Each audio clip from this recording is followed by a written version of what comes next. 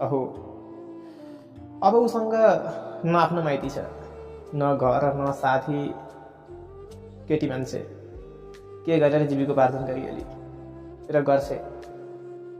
कमसेकम सजातीय विवाह भएको भए त दुःख पर्दा माइतमा शरण पाउँथ्यो होला नि।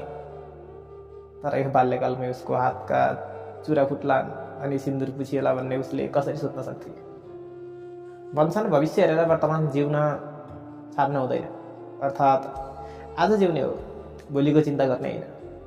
तर उसले हिजो भोलिको बारे विचार नगर्दा आज भोग्नु परेको पीडा कसले बुझ्ने? कठै बिजरी।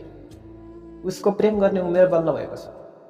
काँचो उमेरमा आकर्षणलाई प्रेम ठानेर गल्ती गरियो होला सायद। यौवन र जोवन बल्ल भरि नै गर्दा त्यसको भोग गर्न सामाजिक रूपमा वञ्चित भएकी उसले समाजमा के गरेर आफ्नो अस्तित्व स्थापित गर्ने?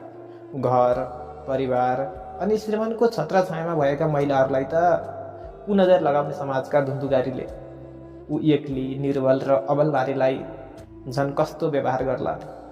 उसका लागि परिवार र समाज त्यागेकी कुसुमले अर्को ऊ खोजली या नखोजली, पाउली या नपाउली।